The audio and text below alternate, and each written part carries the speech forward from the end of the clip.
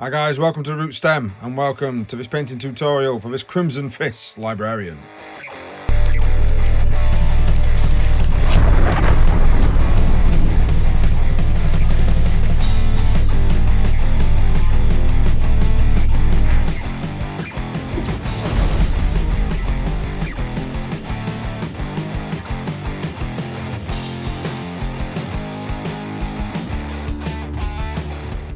Hi guys, thank you very much for joining me. If you do like the content, please consider liking, sharing, subscribing and all the usual good things you can do for content creators here on this magnificent platform.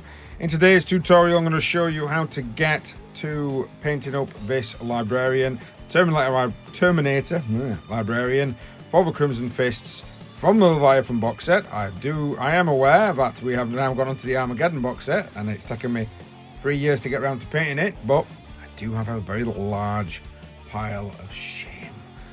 It's massive. Right, let's crack on with the video. Let's get this bad boy undercoated and let's show you how to go. First off, spray your models with a matte black primer. Then a zenithal spray of lead belcher. Now that's any type of silver that you want, as long as it's kind of mid-tone.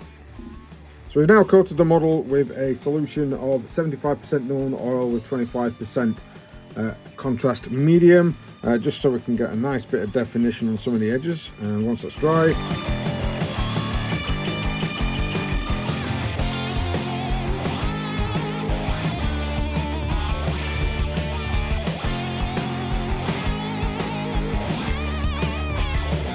so I've masked off as much as I could and then hit it with Telesar blue for an airbrush. If you want to use a standard brush, you can do.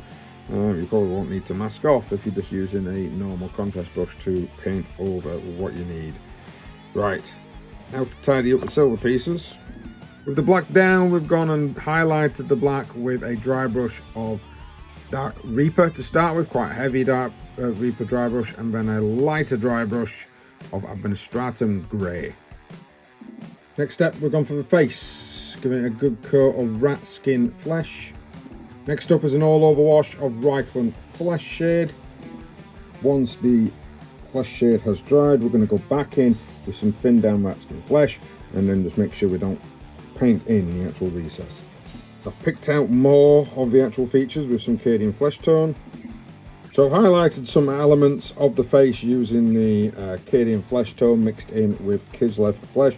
Again, all thinned down, making sure that we're just catching eyebrows, nose, cheeks. So I added some whiteness, a little tiny bit of Telesar blue contrast around the eyes with a white dot, and then of course a grey beard to finish it off. Next step for a librarian is to paint some areas with Rhinox hide. All the parchment has been painted, anything that's going to be bone I have actually painted, anything I intended on being gold has also been painted, and both of his hands have been painted with Rhinox hide because we're going to be painting them a nice deep crimson red soon. Next up, let's get that red down. So we've got some thin down corn red. We've got it all over the hands, of course being Crimson Fist, and I've put it onto the purity seals. Now I've gone and got myself, I'm trying to do this multiple different fucking times with different things, Christ. Now we've got some Epheston red. I've thinned that down. We're just going to put that into kind of like a highlight mode of the actual digits. And then that should be it. Bits of the crimson red everywhere. Right, onto the purity seals. Really long purity seals on this particular model. Okay, parchment and purity seal time. So what we're going to do is to get some Carrick Stone, thin it down, and we're going to paint these parchments in. And painting them in if you triangle. Just a set way with your brushes. So, I didn't want to do that. But we're all good. Just make sure that we get a solid colour. You can go back over because Carrick Stone is quite, for some reason it dries real fast, especially when you thin it. And then you can always go back in and kind of reinforce the higher edges, but we'll be doing that with something else in a bit. After the bone has been painted, the next step is to get some gold on. So get your gold on. While highlighting the purity seals, I have gone through and painted all of the bone pieces, so all of the skulls have been painted, and I've gone also and painted all of the elements that I'm wanting to be gold with Retributor armor. Any leather straps and books that we've got are then going to be done with Dumball Brown, just going over the actual brown that we've already painted in, and then of course Scrag Brown over the top of that. That should get us to where we need to be before we apply the washers.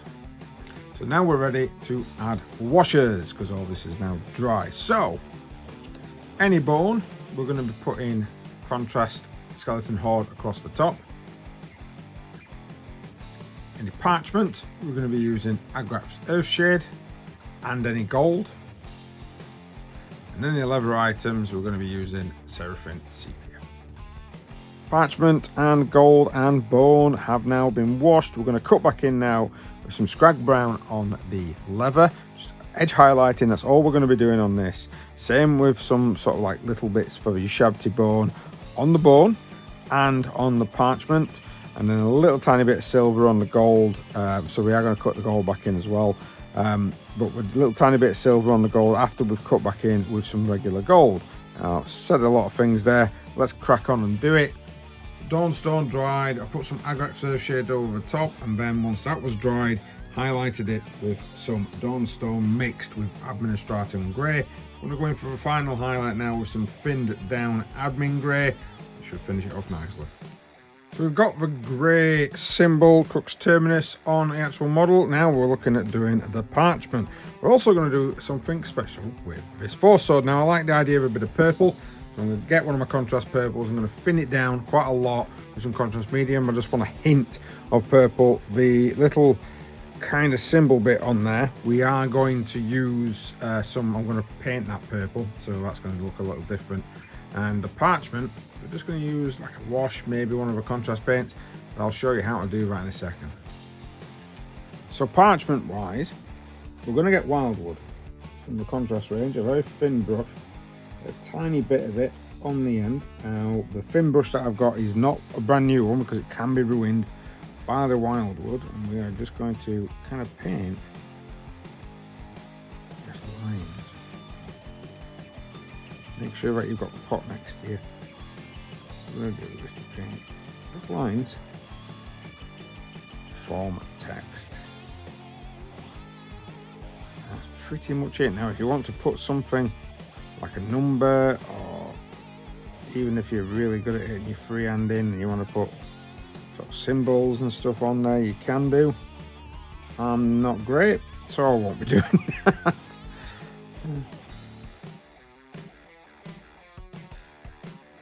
Okay, so as you can see from this particular leg here, I'm trying something. I have got some, it's Liquitex acrylic ink, and I don't know if you actually saw that because I can barely see my camera, and a little tiny bit of ultramarine blue in here like this.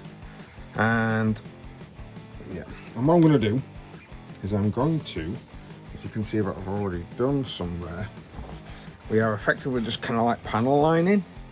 And I've got a really thin brush. This is a miniature brush 10/0.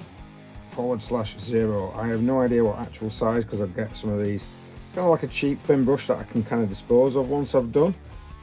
And with a steady hand, I'm going into, and then if it's, you can, that was the whole point actually, should be able to just wipe it away.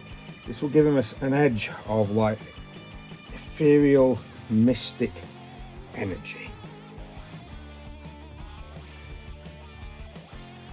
Right, now I've not done everything, but I've done the shoulder pads and I've done the leg greaves, and I'm quite enjoying the look of that. So I'm going to be pretty much considering this lad done. I just need to get some transfers on and get that basing finished. And there he is in all of his glory, the Crimson Fist Librarian.